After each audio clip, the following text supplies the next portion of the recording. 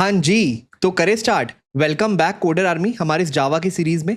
और आज हम बात करने वाले हैं इंटर थ्रेड कम्युनिकेशन की। और इंटर थ्रेड कम्युनिकेशन एक्चुअली होता क्या है वो सब जानेंगे इस वीडियो में, आपको बहुत मजा आएगा। तो चलो फटाफट स्क्रीन पे चलते हैं और स्टार्ट करते हैं। हाँ जी, तो एक्चुअली होता क्या है इंटर थ्रेड कम्युनिकेशन। देखो, ऑब्वियसली बात है, हमने बहुत सारी थ्रेड्स बनाते हैं, ठीक है, let's say T1 T2 T3 and so on. अब हमें पता है ना, कभी कभार एक थ्रेड दूसरे थ्रेड के कम्युनिकेशन को इंटरफेयर करती है, राइट, जिसको हम थ्रेड इंटरफेरेंस बोलते हैं। अब हो सकता है कि वो शेयर्ड रिसोर्स को फेच करने की कोशिश करे, शेयर्ड रिसोर्स है ना, और उसकी वजह से इसमें कुछ चेंज कर दे, तो T2 को प्रॉब्लम हो सकती है, जिसकी वजह से हम इंट्रोड्यूस करते हैं लॉक मैकेनिज्म, जैसे हमने देखा था सिंक्रोनाइज। ठीक है, अब ये क्या करता है, ये एक क्रिटिकल सेक्शन वाले एरिया को लॉक कर देता है ताकि एक बार में एक ही थ्रेड एंटर कर पाए, है ना। पर ये जो सिंक्रोनाइज है ना, ये हर चीज को कंट्रोल नहीं कर सकता। अब वो क्या चीज़ है जिसे वो कंट्रोल नहीं कर सकता, उसके लिए हमें देखना है इंटर थ्रेड कम्युनिकेशन। और यहाँ पे हमारे बहुत ही तीन इंपॉर्टेंट मेथड्स आते हैं। एक है हमारा वेट, एक है हमारा नोटिफाई, और एक है हमारा नोटिफाई ऑल। नोटिफाई ऑल, और ये तीनों मेथड्स आते हैं हमारी ऑब्जेक्ट क्लास में से, राइट। जब हमने ऑब्जेक्ट क्लास के बारे में समझा था तो हमने पढ़ा था कि ये तीन मेथड्स होते हैं उसके अंदर। अब ये तीन मेथड्स क्या होते हैं, किस काम आते हैं, और अगेन कैसे ये इंटर थ्रेड कम्युनिकेशन करते हैं, वो सब जानेंगे। अब इसके लिए ना हम एक एग्जाम्पल से स्टार्ट करते हैं, ठीक है। अब ये जो एग्जाम्पल मैं आपको बता रहा हूँ ना, ये मल्टी थ्रेडिंग में एक बहुत ही पॉपुलर एग्जाम्पल है, जिसको हम बोलते हैं producer consumer problem. Producer consumer problem, ठीक है। अगर आपने इसके बारे में कभी नहीं सुना तो मैं आपको एक बार डिस्क्राइब कर देता हूँ कि ये प्रॉब्लम क्या कहती है और कैसे हम इसे सॉल्व करते हैं, इस प्रॉब्लम को हम कैसे सॉल्व करते हैं, ठीक है। तो आप इमेजिन करो कि आपके पास एक है प्रोड्यूसर। प्रोड्यूसर, और प्रोड्यूसर का काम है कुछ भी प्रोड्यूस करना, कुछ कंटेंट, कुछ डेटा को प्रोड्यूस करना। और वो कुछ डेटा को प्रोड्यूस करके लेट से इस खाली स्पेस में या इस कंटेनर में डालता है। अब हो सकता है एक वेरिएबल हो, जैसे इसको मैं अभी के लिए बोल देता हूँ बॉक्स, ठीक है। तो प्रोड्यूसर कुछ वैल्यू प्रोड्यूस करता है और इस बॉक्स में डालता है। And at the same time हमारे पास होता है एक कंज्यूमर। कंज्यूमर जिसका काम होता है वैल्यू को कंज्यूम करना, ठीक है। तो consumer on the other hand क्या करेगा, जो भी प्रोड्यूसर ने यहाँ पे वैल्यू प्रोड्यूस की होगी उसको वो कंज्यूम करेगा। लेट से इस प्रोड्यूसर ने इस बॉक्स में एक वैल्यू डाली 5 फॉर एग्जाम्पल, ठीक है। तो प्रोड्यूसर ने इस वैल्यू को प्रोड्यूस किया। अब कंज्यूमर का काम क्या होगा, इस वैल्यू को कंज्यूम करना, राइट। तो यानी कि 5 को कंज्यूम कर लेना। और एक बार इस कंज्यूमर ने 5 को कंज्यूम कर लिया तो वापस से बॉक्स हो जाएगा हमारा खाली, है ना। उसके बाद दोबारा कोई प्रोड्यूसर वैल्यू प्रोड्यूस करेगा, लेट्स से इस बार उसने 10 प्रोड्यूस किया, कंज्यूमर इसको कंज्यूम कर लेगा, हमारा बॉक्स दोबारा से खाली हो जाएगा, ठीक है। अब हम इसको एक प्रॉब्लम क्यों बोलते हैं, देखो मल्टी थ्रेडिंग में हम इसको प्रॉब्लम इसलिए बोलते हैं क्योंकि आपको पता है जब भी हम एक मल्टी थ्रेडेड कोड लिखते हैं वो होता है हमारा नॉन डिटर्मिनिस्टिक, राइट। अब यहाँ पे ना कई सारे सिनेरियोज हो सकते हैं। अब आप इमेजिन करो हमारा कंज्यूमर पहले रन हो जाए, तो ये भी एक थ्रेड पे रन हो रहा है से T1 थ्रेड, और ये भी एक थ्रेड पे रन हो रहा है से T2 थ्रेड।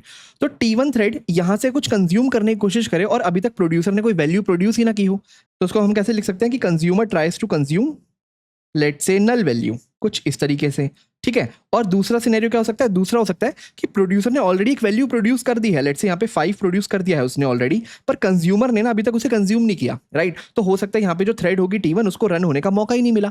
अब प्रोड्यूसर दोबारा रन होता है, तो प्रोड्यूसर क्या पता दोबारा एक वैल्यू प्रोड्यूस कर दे और इस 5 को रिप्लेस कर दे एक नई वैल्यू 10 से, तो हमारा पुराना वाला डेटा लॉस्ट हो जाएगा, है ना। तो मैं कह सकता हूँ producer produces a value without consumer consume the previous one, ठीक है। तो ये दो सिनेरियोस तो हमें समझ आ रहे हैं जो मल्टी थ्रेडिंग में प्रॉब्लम हो सकती है। और यहाँ पे बॉक्स क्या है, बॉक्स कुछ भी नहीं है, कोई कंटेनर है जिसमें प्रोड्यूसर वैल्यू प्रोड्यूस करता होगा। ये ना बहुत ही क्लासिक प्रॉब्लम है प्रोड्यूसर कंज्यूमर प्रॉब्लम हमारे मल्टी थ्रेडिंग की, और ये दिखाता है कि कैसे दो थ्रेड्स को आपस में कम्युनिकेशन करने की बहुत ज़रूरत होती है। क्योंकि अगर कंज्यूमर प्रोड्यूसर आपस में सिंक में नहीं होंगे तो इस बॉक्स में या तो कंज्यूमर खाली वैल्यू रीड कर लेगा, या हो सकता है प्रोड्यूसर मल्टीपल वैल्यूज डाल दे, एक वैल्यू को दूसरी वैल्यू से रिप्लेस कर दे और अभी तक कंज्यूमर ने लास्ट वैल्यू कंज्यूम ही ना की हो, ठीक है। तो एक बार ना इस प्रॉब्लम का कोड देखते हैं और उसके बाद देखते हैं हम इसको सॉल्व कैसे कर सकते हैं। हाँ जी, तो देखो यहाँ पे मैंने demo.java करके खाली प्रोजेक्ट ले रखा है, और लेट से यहाँ पे मैं एक बॉक्स क्लास बनाता हूँ, ठीक है। जो मैंने कहा था ना मेरा कंटेनर है बॉक्स, और इसमें ना दो ही चीज़ें हैं। लेट से एक हमारी है इंटीजर वैल्यू, तो मैं लिख लेता हूँ, लेट से इसको कैपिटल इंटीजर लिखते हैं, राइट, ताकि मैं इसमें नल स्टोर करवा सकूँ। तो इंटीजर वैल्यू कुछ इस तरीके से, और इसके पास एक होता है लेट से बूलियन वैल्यू, लेट से एक फ्लैग होता है बूलियन फ्लैग जो इनिशियली होता है फॉल्स, फॉल्स, ठीक है। अब देखो ये मैंने एक बॉक्स बना दिया, ठीक है, जिसके अंदर एक वैल्यू है इंटीजर टाइप की और एक फ्लैग है। यहाँ पे फ्लैग की स्पेलिंग गलत है, फ्लैग, हाँ। तो फ्लैग ये बताता है कि इस वैल्यू के अंदर कोई वैल्यू पड़ी है या नहीं पड़ी। लेट्स से इसको आइटम बोलते हैं, ठीक है, ताकि कंफ्यूजन ना हो। तो फ्लैग ये बताता है कि इस आइटम के अंदर कोई वैल्यू स्टोर है या नहीं। अभी करंटली फ्लैग फॉल्स है, यानी कि ये आइटम नल है, राइट, क्योंकि अभी तक मैंने इसमें कोई वैल्यू स्टोर नहीं की हुई। अब यहाँ पे ना मैं दो मेथड बनाता हूँ। एक मेथड बनाता हूँ मैं प्रोड्यूसर, इसको हम शॉर्ट बनाएंगे प्रोड्यूसर, ठीक है, जो क्या करता होगा, एक वैल्यू लेता होगा इंट टाइप की, इंट वैल्यू, और इस आइटम के अंदर वो वैल्यू स्टोर करवाता होगा। तो हम करते होंगे item is equal to value, right, और इस फ्लैग को कर देता होगा ट्रू, कि अब हमारे पास इसके अंदर एक वैल्यू है। फ्लैग को इसने कर दिया ट्रू, ठीक है। और लेट से हमने प्रिंट भी करा लिया कि हमारी कौन सी वैल्यू हमने प्रोड्यूस की है। तो लेट से हम लिखते हैं प्रोड्यूसर प्रोड्यूसेस आइटम, ठीक है। तो बेसिकली हम वैल्यू भी प्रिंट करा सकते हैं, आइटम भी। मैंने यहाँ पे आइटम प्रिंट करा दिया। तो बेसिकली हमने क्या किया, इस आइटम में कोई वैल्यू डाली, उसका फ्लैग ट्रू कर दिया और हमने प्रिंट कर दिया। बहुत सिंपल मेथड है। ऐसे ही हम एक और मेथड बनाते हैं जिसको हम बोलते हैं लेट से कंज्यूमर। और कंज्यूमर का काम है इस वैल्यू को कंज्यूम कर लेना। अब कंज्यूम करने का मतलब क्या हुआ, बेसिकली सिंपल सी बात है। सबसे पहले वो प्रिंट कर देगा कि मैंने कंज्यूम कर लिया। तो कंज्यूमर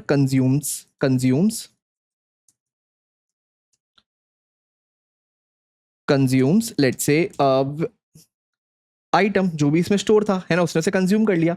और कंज्यूम करने के बाद वो क्या करेगा, आइटम को वापस से नल कर देगा और हमारे इस फ्लैग को वापस से फॉल्स कर देगा, कुछ ऐसे, ठीक है। ओके, तो अब हमें समझ आ रहा है कि एक प्रोड्यूसर है जो वैल्यू प्रोड्यूस करता है, कंज्यूमर है जो वैल्यू कंज्यूम करता है। अब ये रियल लाइफ में प्रोड्यूसर कंज्यूमर बहुत ही क्लासिक प्रॉब्लम इसलिए है क्योंकि आप जब देखोगे ना कंप्यूटर साइंस में बहुत सारी चीजें प्रोड्यूसर कंज्यूमर की तरह काम करती है। अभी हम उसके एग्जांपल देखेंगे, जैसे एक प्रिंटर उसमें से एग्जांपल है, अभी बहुत सारे देखेंगे। पहले इस प्रॉब्लम को देखते हैं, ठीक है। अब आप इमेजिन करो, मैं क्या करता हूँ अपने मेन कोड में ना दो थ्रेड बनाता हूँ। तो लेट से मैं एक थ्रेड बनाता हूँ। सबसे पहले इस बॉक्स का ऑब्जेक्ट बनाते हैं। तो लेट से box b1 equal to new, या फिर इसको बॉक्स ही बोल लेते हैं, small box equal to new box, कुछ ऐसे। और हम करते हैं इक्वल टू न्यू बॉक्स, कुछ ऐसे। और लेट्स से अब मैं दो थ्रेड बनाता हूं। एक बनाता हूं t1 equal to new thread और मैं इसमें क्या करता हूं, लेट्स से मैं इसमें कॉल करता हूं हमारे बॉक्स के कंज्यूमर को, हाँ, बॉक्स के लेट्स से पहले प्रोड्यूसर को, बॉक्स डॉट प्रोड्यूसर, ठीक है। और मैं यहाँ पे वैल्यू लेट्स से 10 हमेशा फिक्स वैल्यू दे देता हूँ, इमेजिन करो, ठीक है। तो मैंने यहाँ पे वैल्यू दे दी 10। अब ऐसे ही मुझे कंज्यूमर थ्रेड बनानी है। तो मैं बनाता हूँ एक कंज्यूमर थ्रेड। तो मैंने एक और थ्रेड बनाई, उसको मैंने नाम रखा T2 और इक्वल टू न्यू थ्रेड, और ये बॉक्स डॉट कंज्यूमर कॉल करता है। और यहाँ पे हम कोई वैल्यू नहीं देंगे, हाँ। तो बॉक्स डॉट कंज्यूमर, ठीक है। तो मैंने एक T1 थ्रेड बनाई, एक T2 थ्रेड बनाई। उसके अलावा आपको पता है मैं क्या करता हूँ, T1 को स्टार्ट करता हूँ और T2 को भी स्टार्ट करता हूँ, ठीक है। तो अभी तो ये एक एक वैल्यू प्रोड्यूस करेंगे। अब अगर प्रोड्यूसर पहले रन हुआ, ठीक है, तो इसमें कोई वो वैल्यू डाल देगा। लेट्स से इसने डाला यहाँ पे 10, हम यहाँ पे 10 डलवा रहे हैं, तो हमने 10 डाला, फ्लैग को ट्रू कर देगा और प्रिंट कर देगा भाई मैंने प्रोड्यूस कर दी है वैल्यू 10। और उसके बाद अगर कंज्यूमर रन हुआ तो कंज्यूमर प्रिंट करेगा कि मैंने कंज्यूम कर ली है 10, आइटम को वापस से नल कर देगा, फ्लैग को वापस से फॉल्स कर देगा। पर अगर ये उल्टे रन हो गए तो हमें पता है कोड नॉन डिटरमिनिस्टिक होता है हमारे मल्टी थ्रेडेड। तो अगर कंज्यूमर पहले रन हुआ तो वो प्रिंट करेगा कंज्यूमर कंज्यूम्स नल, आइटम में वापस से नल डाल देगा, फ्लैग को वापस से फॉल्स कर देगा, जो कि ऑलरेडी फॉल्स होगा। और उसके बाद अगर प्रोड्यूसर ने प्रोड्यूस किया तो कोई फायदा नहीं है, प्रोड्यूसर प्रोड्यूस तो कर देगा पर कंज्यूमर तो रन हो चुका है एक बार। तो अगर हम इसको बस एक ही बार रन करें तो 50-50% चांस है कुछ भी पहले रन हो सकता है। तो देखो पहले कंज्यूमर ही रन हो गया, उसने नल कंज्यूम किया क्योंकि पहले कोई वैल्यू थी नहीं। उसके बाद प्रोड्यूसर ने 10 वैल्यू को प्रोड्यूस किया, ठीक है। तो ठीक है, ये तो हम समझ गए, यहाँ पे 50-50% चांस था। अगर प्रोड्यूसर पहले रन होता तो वो 10 की वैल्यू डाल देता, नहीं तो कंज्यूमर रन होता तो वो पहले नल कंज्यूम करने की कोशिश करता। अब देखो व्हाट इफ मैं यहाँ पे ना नंबर ऑफ आइटरेशंस को बढ़ा दूं, ठीक है। तो मैं क्या करूं, मैं यहाँ पे एक लूप लगा लूं, let's say for int I equal to 1 से लेस देन 20 का, 20 I less than 20 I plus plus, ठीक है। तो 20 टाइम्स प्रोड्यूसर चलेगा और हर बार वो क्या करेगा, लेट्स से वो प्रिंट करेगा हमारा बॉक्स डॉट प्रोड्यूसर रन होगा और लेट्स से हर बार वो आई वैल्यू ऐड करने की कोशिश करेगा। तो पहली बार 1, फिर 2, फिर 3 and so on. And same तरीके से मैं क्या कर सकता हूँ, मैं अपना कंज्यूमर को भी 20 टाइम्स चला सकता हूँ, क्योंकि अगर मैं 20 वैल्यू प्रोड्यूस कर रहा हूँ तो मैं 20 वैल्यू कंज्यूम भी करूंगा, कुछ इस तरीके से। इसको हटा लेते हैं, ओके। और मैं क्या करता हूँ, ये मिमिक करने के लिए कि प्रोड्यूसर को कुछ वैल्यू प्रोड्यूस करने के लिए कुछ टाइम लग रहा है और कंज्यूमर को कंज्यूम करने के लिए कुछ टाइम लग रहा है, मैं यहाँ पे लगा देता हूँ लेट्स से स्लीप, ठीक है। तो आपको पता है मैं लिख सकता हूँ थ्रेड डॉट स्लीप और 100 मिली सेकेंड, ज़्यादा नहीं, ठीक है। 100 मिली सेकेंड्स के लिए हम प्रोड्यूसर होल्ड करता है प्रोड्यूस करने से पहले। तो मैं यहाँ पे कैच कर लेता हूँ एक्सेप्शन, कैच एक्सेप्शन ई, ओके। और सेम मैं थोड़ा सा टाइम लगा देता हूँ कंज्यूम करने से पहले हमारे कंज्यूमर में, ठीक है। ठीक है, और ये दोनों टाइम थोड़ा अलग रखते हैं। लेट से कंज्यूमर को सिर्फ लगते हैं 70 मिली सेकेंड्स, ठीक है। तो कंज्यूमर जल्दी जल्दी काम कर रहा है, प्रोड्यूसर थोड़ा स्लो काम कर रहा है। अब आपको पता है क्योंकि मल्टी थ्रेडिंग कोड में डिटरमिनिज्म होता ही नहीं है, कंज्यूमर अगर फास्ट काम करेगा और प्रोड्यूसर स्लो करेगा तो कई बार हो सकता है कंज्यूमर हमारी नल वैल्यू को रीड कर ले, ठीक है। तो चलो एक बार इसको रन करके देखते हैं कि क्या होता है। मैंने किया इसको रन, तो देखो धीरे धीरे हमारी वैल्यू प्रिंट हो रही है, थोड़ा थोड़ा स्लो। सबसे पहले कंज्यूमर किया तो उसने नल प्रिंट कर दिया, ऑब्वियसली कुछ कंज्यूम करने को था ही नहीं। फिर प्रोड्यूसर आया, उसने 1 प्रोड्यूस किया, कंज्यूमर ने 1 को कंज्यूम कर लिया। फिर प्रोड्यूसर आया, 2 प्रोड्यूस किया, उसने कंज्यूमर ने कंज्यूम कर लिया। फिर कंज्यूमर दोबारा आ गया, देखो उसने नल रीड किया क्योंकि इस बार कुछ था ही नहीं। प्रोड्यूसर ने 3 किया, कंज्यूमर ने 3, 4, 4, ठीक है। फिर कंज्यूमर दोबारा चलेगा तो नल रीड कर लेगा, ठीक है। 5, 5, 6, 6 एंड सो ऑन। तो बहुत बार होगा कि कंज्यूमर हमारा नल रीड कर रहा है। कई बार ऐसा होगा कि प्रोड्यूसर एक एक्स्ट्रा वैल्यू प्रोड्यूस कर देता है तो दूसरी वैल्यू हमारी ओवरराइड हो जाती है, ठीक है। तो आई होप आपको समझ आया होगा बेसिक लेवल पे कि प्रोड्यूसर कंज्यूमर प्रॉब्लम है क्या। हाँ जी, तो अगर आपको ये समझ आया ना तो कई लोगों के माइंड में आएगा कि व्हाट इफ हम सिंक्रोनाइज यूज कर ले दोनों में। सिंक्रोनाइज है ना, हमें पता है सिंक्रोनाइज क्या करता है, एक तरह से लॉक लगा देता है हमारे पूरे के पूरे ब्लॉक में, और उसमें एक बार में या तो एक प्रोड्यूसर एंटर हो सकता है या कंज्यूमर, क्योंकि हमारा लॉक किस पे होगा, हमारे ऑब्जेक्ट पे लॉक होगा। पर ना यहाँ पे सिंक्रोनाइज प्रॉब्लम सॉल्व कर नहीं पाएगा। ओके, क्यों नहीं सॉल्व कर पाएगा, आप जरा ध्यान से सोचो। अगर हमारे पास ये था प्रोड्यूसर का कोड, ठीक है, और लेट से नीचे ये है हमारे कंज्यूमर का कोड, कंज्यूमर, ठीक है। आप इमेजिन कर लो जो भी हमारा कोड था, ठीक है। और मैंने कहा था कि अगर प्रोड्यूसर पहले एंटर करा तो वो कुछ वैल्यू प्रोड्यूस कर देगा, लेट से 5, और फिर कंज्यूमर एंटर करा तो वो 5 प्रिंट कर देगा। पर अगर कंज्यूमर पहले एंटर कर गया तो वो प्रिंट करेगा नल, क्योंकि वो कुछ कंज्यूम नहीं कर पाएगा। या फिर प्रोड्यूसर 2 बार लगातार एंटर कर गया तो इस 5 को रिप्लेस करके कोई नई वैल्यू प्रिंट कर देगा या प्रोड्यूस कर देगा, ठीक है। तो ये सब तो थी नॉर्मल प्रॉब्लम्स। अब आप कह रहे हो कि भैया काम करो ना, सिंक्रोनाइज कर दो। पर सिंक्रोनाइज करने से होगा क्या, सिंक्रोनाइज करने से हम बस ये मेक श्योर करते हैं कि लेट से हमारे पास 2 थ्रेड है, एक थ्रेड है T1, एक थ्रेड है T2, और T1 प्रोड्यूस करने का काम करती है। तो ये अंदर से क्या कर रही होगी, इस बॉक्स का प्रोड्यूस कॉल कर रही होगी, ठीक है। आप इमेजिन कर लो ये हमारा एक बॉक्स है, ठीक है। बॉक्स मतलब हमारी जो क्लास थी, ये बॉक्स क्लास, ठीक है। इसमें 2 मेथड्स लिखे हुए हैं, एक प्रोड्यूसर एक कंज्यूमर। तो T1 प्रोड्यूस कॉल, तो T1 बेसिकली प्रोड्यूस कॉल करती होगी, ठीक है। और वैसे ही हमारी जो T2 है वो कंज्यूम कॉल करती होगी। ओके, अब मान लो मैंने इनको प्रोटेक्ट कर लिया, मैंने बेसिकली यहाँ पे लगा रखा है सिंक्रोनाइज, ठीक है। तो ये भी सिंक्रोनाइज है, ये भी सिंक्रोनाइज्ड है, ठीक है। तो सिंक्रोनाइज बस ये मेक श्योर कर देगा कि अगर प्रोड्यूसर एंटर कर गया तो कंज्यूमर एंटर ना कर पाए, या फिर अगर पहले कंज्यूमर एंटर कर गया तो प्रोड्यूसर इसके अंदर एंटर ना कर पाए। पर ये मेक श्योर थोड़ी कर पाएगा कि कंज्यूमर पहले एंटर ना करे प्रोड्यूसर से, है ना। ये इनके बीच में इंटरेक्शंस को मेक श्योर नहीं कर पाएगा। ये बस ये मेक श्योर कर पाएगा कि दोनों में से एक बार में कोई एक ही एंटर करे, राइट। तो सिंक्रोनाइज हमारी प्रॉब्लम सॉल्व नहीं कर सकता, क्योंकि हमारी प्रॉब्लम डिफरेंट है। हमारी प्रॉब्लम लॉकिंग मैकेनिज्म से नहीं आती, हमारी प्रॉब्लम इन दोनों थ्रेड के कम्युनिकेशन से आती है, ठीक है। हम चाहते हैं ये दोनों थ्रेड आपस में कोऑर्डिनेट करें। अगर कोई डेटा अवेलेबल नहीं है प्रोड्यूसर के पास तो कंज्यूमर उसे कंज्यूम ना करे, और अगर डेटा अवेलेबल है ऑलरेडी तो प्रोड्यूसर नया डेटा प्रोड्यूस ना करे, ठीक है। तो आई होप आपको प्रॉब्लम समझ आई होगी।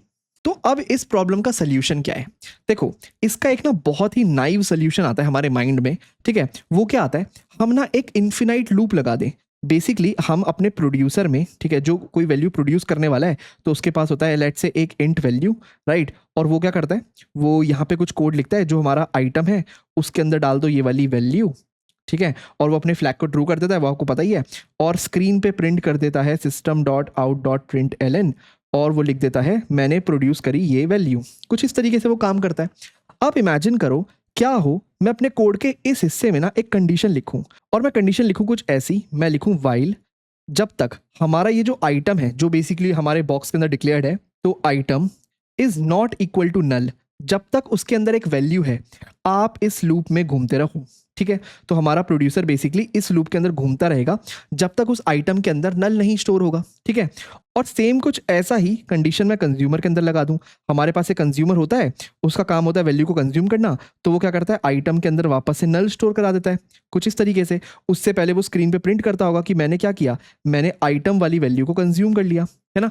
और सेम मैं यहाँ पे भी एक लॉजिक लिख दूं, मैं यहाँ पे लिखूं वाइल आइटम इज इक्वल नल, जब तक आइटम नल है तू भी इन्फिनाइट लूप में घूमता रहे, ठीक है। तो अगर कंज्यूमर पहले एंटर किया तो वो यहाँ पे इस वाली लाइन में आएगा, आइटम इक्वल इक्वल नल, अभी आइटम नल है, आंसर है येस। तो वो इस लूप में घूमता रहेगा कब तक, जब तक कोई प्रोड्यूसर की थ्रेड प्रोड्यूसर के अंदर एंटर ना कर जाए, ठीक है। अब अगर आइटम नल है तो item not equal to null वाली कंडीशन फेल हो जाएगी, यानी कि प्रोड्यूसर इसको स्किप करके आइटम में एक वैल्यू स्टोर कर देगा, ये वाली जो भी वैल्यू होगी। अब जैसे ये वैल्यू स्टोर करेगा, हमारे आइटम के अंदर कोई वैल्यू आ चुकी होगी तो ये वाली कंडीशन फेल हो जाएगी, यानी कि अब कंज्यूमर कंज्यूम करने जा सकता है, ठीक है। तो मैंने क्या किया, इन दोनों के बीच में एक कोऑर्डिनेशन बिठा दिया, है ना।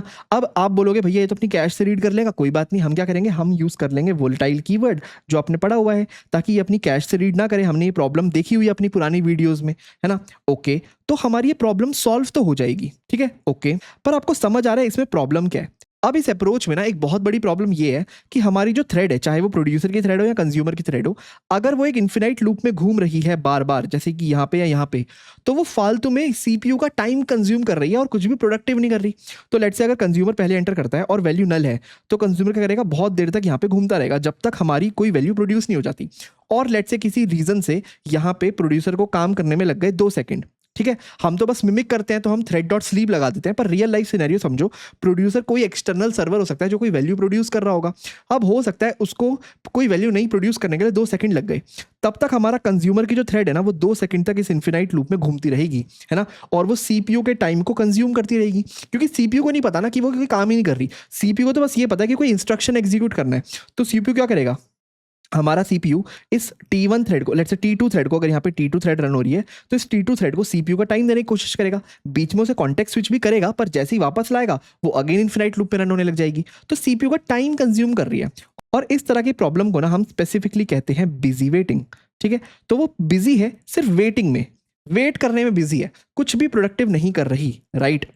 अब जब हमारी थ्रेड क्या कर रही है, पर बार बार चेक कर रही है, जैसे कंज्यूमर पर बार बार एक तरह से क्वेश्चन पूछ रहा है कि क्या आइटम अवेलेबल है, क्या आइटम अवेलेबल है। जैसे ही आइटम अवेलेबल होगा वो जाके कंज्यूम कर लेगा। और सेम प्रोड्यूसर बार बार पूछ रहा है कि क्या आइटम खाली हुआ, क्या आइटम खाली हुआ। जैसे ही आइटम खाली होगा हमारा प्रोड्यूसर प्रोड्यूस कर लेगा, राइट। तो एक बार इसका सोल्यूशन करके देखते हैं, ठीक है। तो ये अगेन मैं अपने demo2.java में आ गया, मैंने यहाँ पे सेम कॉपी कर लिया कोड अपना पुराना वाला। हमारे पास बॉक्स क्लास है, उसमें आइटम है, फ्लैग है, और यहाँ पे प्रोड्यूसर है, यहाँ पे कंज्यूमर है। ओके, बहुत बढ़िया। और हमने यहाँ पे अपनी चला रखी थी 2 थ्रेड, कुछ इस तरीके से। तो अब यहाँ पे ना हम इंप्लीमेंट करते हैं अपनी नाइव अप्रोच। नाइव अप्रोच क्या थी, मैं कह रहा था कि प्रोड्यूसर सीधा वैल्यू प्रोड्यूस नहीं करेगा, पहले वो एक इन्फिनाइट लूप में चला जाएगा। तो वो करेंगे वाइल, अब हम फ्लैग से टेस्ट कर सकते हैं, तो flag equal equal false, sorry equal equal true. अगर फ्लैग ट्रू है मतलब यहाँ पे ऑलरेडी वैल्यू पड़ी है, तो यहाँ पे मैं लिख सकता हूँ डू नथिंग, कुछ मत करो, ठीक है। ऐसे ही बैठे रहो, अपने इन्फिनाइट लूप में घूमते रहो जब तक फ्लैग की वैल्यू फॉल्स ना हो जाए। सेम ऐसे ही मैं एक इन्फिनाइट लूप लगा सकता हूँ अपने कंज्यूमर में, कुछ यहाँ पे, ओके, कुछ ऐसे, और यहाँ पे मैं लिख सकता हूँ flag equal equal false then do nothing, ठीक है। अब देखो यहाँ पे ना मुझे लगाना पड़ेगा वोलेटाइल कीवर्ड, ये आपको ऑलरेडी पता ही है। क्यों, क्योंकि मान लो अगर यहाँ पे इसने वैल्यू को स्टोर भी करा दिया आइटम से, तो हो सकता है कंज्यूमर को वो कभी पता ही ना चले, ठीक है। तो बेसिकली यहाँ पे हम फ्लैग पे टेस्ट कर रहे हैं ना, हाँ। तो इसने मान लो फ्लैग को कर भी दिया ट्रू, ठीक है। तो मान लो पहली बार फ्लैग फॉल्स था, तो ये वाली कंडीशन फेल हो गई, हमारा आइटम इक्वल टू वैल्यू हो गया और उसने फ्लैग को कर दिया ट्रू। लेकिन ये फ्लैग ट्रू हो चुका है, ये कंज्यूमर को पता ही नहीं चलेगा, क्योंकि फ्लैग की जो फॉल्स वैल्यू है वो रीड कर रहा होगा अपनी कैश से, राइट। हमने ये प्रॉब्लम देखी थी, प्रॉब्लम ऑफ विजिबिलिटी। तो हम लगा देते हैं यहाँ पे let's say volatile keyword, volatile कुछ इस तरीके से, और यहाँ पे भी लगा देते हैं वोलेटाइल कीवर्ड कुछ इस तरीके से, ओके, ताकि ये हमेशा हमारे रैम से रीड करे, ना कि कभी भी अपनी कैश से। अब अगर हम इसको रन करके देखें तो अब तो बिल्कुल ये सही प्रिंट हो रहा है। आप देखो, प्रोड्यूसर ने प्रोड्यूस किया 1, कंज्यूमर ने 1 कंज्यूम कर लिया, फिर 2 प्रोड्यूस किया, 2 कंज्यूम कर लिया, एंड सो ऑन। कोई दिक्कत नहीं है, ठीक है। यहाँ पे बस एक प्रॉब्लम आ सकती है रेस कंडीशन की, जो कि शायद कभी कभार आ जाए अगर मैं इसको दोबारा रन करूं, लेट्स से, हाँ बिल्कुल, इस बार रेस कंडीशन आ गई हमारी। आप देखो, कंज्यूमर ने पहले ही कंज्यूम कर लिया 1 को, लेकिन प्रोड्यूसर ने अभी तक 1 को प्रोड्यूस ही नहीं किया था, स्क्रीन पे आउटपुट ही नहीं आया था। ऐसा कैसे हो सकता है, आप खुद से सोचो। हो सकता है कि सबसे पहले प्रोड्यूसर ने एंटर किया, ठीक है, प्रोड्यूसर ने देखा हमारा फ्लैग फॉल्स है, यानी कि while flag equal equal true की कंडीशन में एंटर ही नहीं करेगा, वो आ जाएगा इस लाइन में। तो हमारा प्रोड्यूसर की जो थ्रेड है वो इस लाइन में आइटम इक्वल टू वैल्यू, तो उसने आइटम में वैल्यू डाल दिया होगा, ठीक है, बहुत बढ़िया, और हमारे फ्लैग को कर दिया होगा ट्रू। अब जैसे उसने फ्लैग को ट्रू किया ना, उसका हो गया कॉन्टेक्स्ट स्विच, ये लाइन प्रिंट करने से पहले। अब इसका जैसे ही कॉन्टेक्स्ट स्विच हुआ तो अब हमारा कंज्यूमर आ गया। अब कंज्यूमर ने देखा कि क्या फ्लैग इक्वल इक्वल फॉल्स है, आंसर है बिल्कुल नहीं, वो तो हमारे प्रोड्यूसर ने ट्रू कर दिया, यानी कि वो ये कंडीशन स्किप करेगा और प्रिंट कर देगा मैंने कंज्यूम कर लिया है 1 वैल्यू को, जो भी बेसिकली आइटम में वैल्यू होगी, है ना, और आइटम को नल कर देगा या फ्लैग को फॉल्स कर देगा। अब जब ये सब करके जाएगा, कॉन्टेक्स्ट स्विच करके वापस प्रोड्यूसर आएगा, तब जाकर के वो प्रिंट करेगा ये वाली लाइन कि मैंने प्रोड्यूस किया है आइटम। अब इसका सोल्यूशन क्या है? अब वैसे तो प्रोड्यूसर कंज्यूमर सही चल रहा है ना, हमने बिजी वेटिंग कर दी जो कि गलत अप्रोच है, सीपीयू टाइम वेस्ट कर रहे हैं हम, लेकिन अब प्रिंटिंग टाइम ऊपर नीचे हो रहा है ना, रेस कंडीशन की वजह से। और हमें पता है सबसे पहले दिमाग आएगा रेस कंडीशन अवॉइड करने के लिए हम लगाते हैं सिंक्रोनाइज कीवर्ड। तो भैया लो यहाँ पे भी लगा देते हैं सिंक्रोनाइज्ड, यहाँ पे भी लगाते हैं सिंक्रोनाइज्ड, ताकि एक बार में एक ही एंटर करे। तो अगर प्रोड्यूसर एंटर कर गया और वो कॉन्टेक्स्ट स्विच भी हो जाए तो कंज्यूमर वेट करता रहे कि वो वापस आएगा और अपना पूरा पूरा ये एग्जीक्यूट करेगा, है ना, एटॉमिक बन जाएगी, जो कि हमने देखा था। तो क्या अब हमारी प्रॉब्लम सॉल्व हो जाएगी? अब अगर हमने किया इसको रन, तो ये क्या हुआ? अब तो कुछ भी प्रिंट नहीं हो रहा, ये तो डेडलॉक हो गया, है ना। डेडलॉक यही तो होता है कि कुछ भी प्रिंट नहीं हो रहा, हमारी दोनों थ्रेड्स वेट करती रह गई। ऐसा क्यों होगा? आप सोचो, हमारे फ्लैग की वैल्यू क्या है इनिशियली? फॉल्स। अब हमारा प्रोड्यूसर भी रन हो सकता है, कंज्यूमर भी रन हो सकता है। अगर मान लो पहली बार रन हुआ हमारा प्रोड्यूसर, तो वो देखेगा फ्लैग फॉल्स है, वो इसमें घुसेगा वाइल फ्लैग इक्वल ट्रू। ठीक है, तो क्या फ्लैग ट्रू है? आंसर है बिल्कुल नहीं, वो यहां से बाहर आ जाएगा, आइटम को कर देगा वैल्यू, या फिर जो भी इसमें वैल्यू होगी वो डाल देगा, फ्लैग को कर देगा ट्रू और प्रिंट कर देगा मैंने प्रोड्यूस की है एक वैल्यू, लेट्स से 1। उसके बाद कंज्यूमर रन होगा, है ना, फ्लैग ट्रू हो चुका होगा तो इसमें नहीं जाएगा और वो कंज्यूम कर लेगा। ये है नॉर्मल सिनेरियो। पर आप इमेजिन करो किसी भी केस में अगर पहली बार कंज्यूमर रन होता है तो हमारा फ्लैग की वैल्यू है फॉल्स, कंज्यूमर रन हो गया तो वो इस लूप में आया, फ्लैग इक्वल फॉल्स है, आंसर है यस। अब जब वो अंदर आया ना तो उसने सिंक्रोनाइज्ड ब्लॉक के अंदर आया, यानी कि उसने लॉक ले लिया हमारे इस बॉक्स के ऑब्जेक्ट का। तो उसने लॉक भी ले लिया और वो इस इन्फिनाइट लूप में फंस गया क्योंकि फ्लैग की वैल्यू थी फॉल्स, और वो इसी लूप में घूमता रहेगा और हमारा प्रोड्यूसर भी कभी अपने सिंक्रोनाइज मेथड के अंदर नहीं घुस पाएगा क्योंकि लॉक लिया हुआ है कंज्यूमर ने, और वो इसी इन्फिनाइट लूप में घूमे जा रहा है।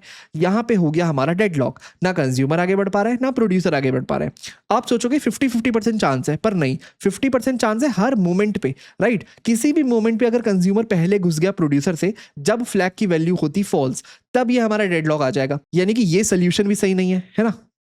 तो फिर भैया क्या करें? बेटर अप्रोच क्या है ना। अगर ये बिजी वेटिंग बेटर अप्रोच नहीं है तो बेटर अप्रोच है जो हमारी ऑब्जेक्ट क्लास से आती है कि हम यूज करें अपनी वेटिंग का कॉन्सेप्ट। आपको पता है जावा में हमारे पास थ्रेड लाइफ साइकिल में एक जावा की थ्रेड स्टेट होती है जिसे हम बोलते हैं वेटिंग स्टेट, वेटिंग, है ना। और ये अलग है टाइमिड वेटिंग से जिसमें हम थ्रेड डॉट स्लीप करते हैं, कुछ टाइम के लिए वेट करवाते हैं। और हमने कहा था कि वेटिंग में डालने के लिए हमारे पास एक मेथड होता है वेट, है ना, और वेटिंग से निकालने के लिए हमारे पास दो मेथड होते हैं, एक होता है नोटिफाई और एक होता है नोटिफाई ऑल, कुछ इस तरीके से। अब हम यूज करने वाले हैं इन मेथड्स को और देखने वाले हैं हमारी थ्रेड कम्युनिकेशन को हम कैसे बेटर कर पाते हैं। अब देखो हमारी बेटर अप्रोच ये हो सकती है ना कि जो हमने ऊपर कोड लिखा था, हमारा कोड कहाँ गया, हाँ ये वाला, ठीक है। तो मैंने कहा था हम ऐसा कर देंगे कि अगर प्रोड्यूसर के पास item is not equal to null है तो वो इस लूप में घूमता रहेगा, ठीक है, यानी कि ऑलरेडी आइटम में कोई वैल्यू पड़ी है तो प्रोड्यूसर लूप में घूमता रहेगा। और कंज्यूमर के लिए क्या लिखा था, अगर आइटम में वैल्यू नहीं पड़ी तो वो लूप में घूमता रहेगा। ये बिजी वेटिंग थी।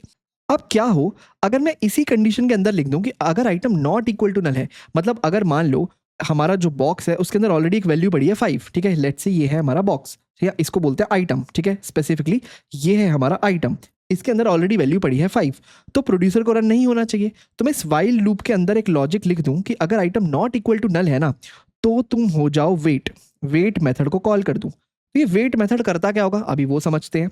और सेम मैं यहाँ पे लॉजिक लिख दूं कि अगर आइटम इक्वल नल है, यहाँ पे कोई वैल्यू है ही नहीं कंज्यूम करने के लिए, तो तुम क्या कंज्यूम करोगे, तो तुम हो जाओ वेट। तो मैं यहाँ पे वेट लिख दूं, है ना, ठीक है।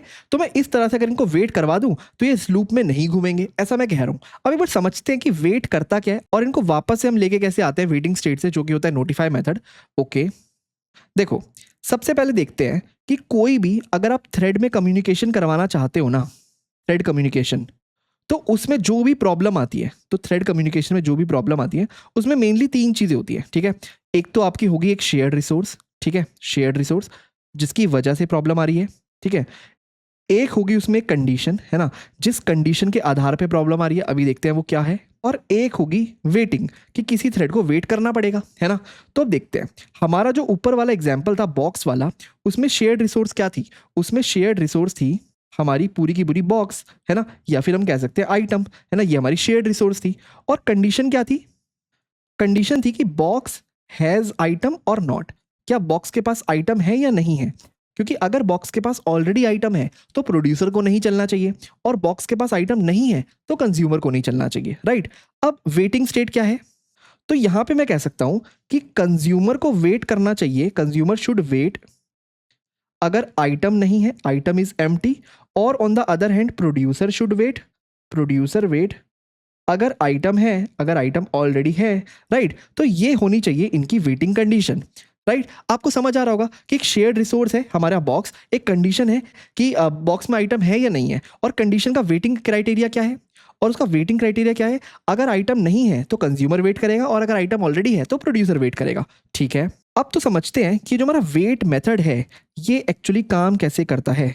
वेट मेथड, अगर आप किसी भी थ्रेड पे वेट मेथड लगाते हो ना, तो वो थ्रेड खुद को कर लेती है पॉज, जो भी वो काम कर रही होती है ना, अपने लॉक्स को रिलीज कर देती है, जो भी उसने लॉक्स एक्वायर किए होंगे, मॉनिटर लॉक्स, और चली जाती है एक वेटिंग स्टेट पे, वेटिंग स्टेट पे, कुछ इस तरीके से, ठीक है। वो ऐसा कहती है कि मैं जो काम कर रही थी ना वो किसी कारणवश नहीं कर पा रही, तो मैं चली गई पॉज, तो मैंने अपने काम को पॉज कर दिया, अपने जितने भी लॉक्स थे उसको रिलीज कर दिया ताकि और कोई थ्रेड एक्वायर कर सके लॉक्स को, और मैं चली गई एक अपनी वेटिंग स्टेट पे। अब अगर आपको मुझे वेटिंग स्टेट से निकालना है तो कोई और थ्रेड कॉल करेगी नोटिफाई, नोटिफाई या फिर नोटिफाई ऑल, दो मेथड है, इन दोनों में अलग क्या आपको नाम से समझ आ रहा होगा, ठीक है। अगर एक थ्रेड को निकालना है तो नोटिफाई, सारी थ्रेड्स को निकालना है तो नोटिफाई ऑल, उसके बारे में भी आगे देखेंगे। तब जाकर के मैं वेटिंग स्टेट से वापस आ जाऊंगी रनेबल स्टेट में और रन होने के लिए रेडी हो जाऊंगी, ओके। तो अगर मैं डेफिनेशन वाइज लिखूं कि ये करती क्या है, तो वेट करता है कुछ तीन चीजें। नंबर वन, ये रिलीज करेगा सारे मॉनिटर लॉक्स को, तो रिलीज मॉनिटर लॉक्स, और चला जाएगा वेटिंग स्टेट में, it goes in waiting state, और उसी स्टेट में रहेगा, इट स्टेज देयर, कब तक, जब तक दूसरी थ्रेड इसको वेकअप ना कर दे, until another thread, until another thread wakes it up, ठीक है। ये कोई टाइमिड वेटिंग तो है नहीं कि 100 मिली सेकेंड्स या 200 मिली सेकेंड्स में वापस अलाइव हो जाएगा, नहीं, ये वेटिंग स्टेट में जाएगा और तब तक रहेगा जब तक कोई दूसरी थ्रेड इसको वेटिंग स्टेट से बाहर ना ले जाए या वेकअप ना कर दे, ओके। अब इन सब में ना ये वाला पॉइंट सबसे ज़्यादा इंपॉर्टेंट है, रिलीज मॉनिटर लॉक्स, क्योंकि अगर उसने मॉनिटर लॉक्स को रिलीज नहीं किया तो again dead lock like situation हो जाएगी, हमारी कोई भी थ्रेड रन नहीं कर पाएगी, वो भी मैं अभी आपको समझाऊंगा कैसे, ठीक है। पर अब इसका ना यूज़ देखते हैं कि आप इसको यूज़ कैसे कर सकते हैं। आप सोचो हमारे प्रोड्यूसर में ना कुछ इस तरह का कोड लिखा था, अगर मैं प्रोड्यूसर की बात करूं, प्रोड्यूसर, ठीक है, उसमें हम लिखते थे कि वाइल जब तक ऑलरेडी डेटा है, यानी कि फ्लैग हमारा इक्वल इक्वल ट्रू है, राइट, मतलब डेटा मौजूद है, तो तुम इस इन्फिनाइट लूप में रहो, है ना, बेसिकली आप घूमते रहो। मैं कह रहा हूँ ये बेकार चीज़ है, अगर हमारे पास ऑलरेडी डेटा है ना और हमारा ये वाली कंडीशन ट्रू होती है, तो मैं क्या करूँगा, मैं यहाँ पे एक मेथड कॉल कर दूंगा अपना वेट, राइट, और जो भी मेरी थ्रेड यहाँ तक पहुँचेगी उस प्रोड्यूसर थ्रेड को मैं भेज दूंगा वेटिंग स्टेट में, तो हमारा जो प्रोड्यूसर है वो चली गई वेटिंग स्टेट में, कोई दिक्कत नहीं है। और ऑन दी अदर हैंड हमारा जो कंज्यूमर है, लेट्स से उसको मैं यहाँ लिखता हूँ, ये है हमारा कंज्यूमर, ठीक है, उसको मैं कहूँगा कि अगर वाइल हमारे पास डेटा नहीं है, flag is not equal to, while flag is equal to false, right, data नहीं है, तो तू चला जा वेटिंग स्टेट में, ठीक है। तो मैंने यहाँ पे कॉल कर दिया वेट, ठीक है, तुम्हारा कंज्यूमर जाएगा वेटिंग स्टेट में, तो एक बार में या तो प्रोड्यूसर वेटिंग स्टेट में होगा या कंज्यूमर, क्योंकि यहाँ तो डेटा होगा यहाँ डेटा नहीं होगा, कोई बीच की कंडीशन तो हो नहीं सकती, ओके। अब अगर मान लो हमारा फ्लैग था फॉल्स, ठीक है, तो बेसिकली ये वाली कंडीशन ट्रू थी, तो हमारा कंज्यूमर था वेटिंग स्टेट में, तो कंज्यूमर वेट कर रहा है, तो यहाँ पे लेट्स से T2 थ्रेड थी ना कंज्यूमर की, तो मैं मान के चलता हूँ T2 थ्रेड है कंज्यूमर की, वो वेटिंग स्टेट में है, वो वेट कर रही है, तो प्रोड्यूसर रन हो सकता है, तो प्रोड्यूसर इस कंडीशन में नहीं घुसेगा, प्रोड्यूसर अपना काम करेगा नॉर्मल, बेसिकली आइटम में वैल्यू को डालेगा, और वो क्या करता है इस फ्लैग को ट्रू कर देगा कुछ इस तरीके से, और वो क्या करता है, हाँ, और वो प्रिंट कर देगा कि मैंने प्रोड्यूस की है एक वैल्यू जिसका नाम है आइटम, ठीक है। तो ये सब सिनेरियो हो जाएगा और प्रोड्यूसर आ जाएगा अपने मेथड से बाहर, लेट्स से ये थी इसकी मेथड कॉल, इससे बाहर आ गया। जैसे ही इससे बाहर आएगा, इसके बाहर आने से पहले मैं कह रहा हूं हम एक और मेथड कॉल करेंगे यहाँ पे जिसका नाम होगा नोटिफाई।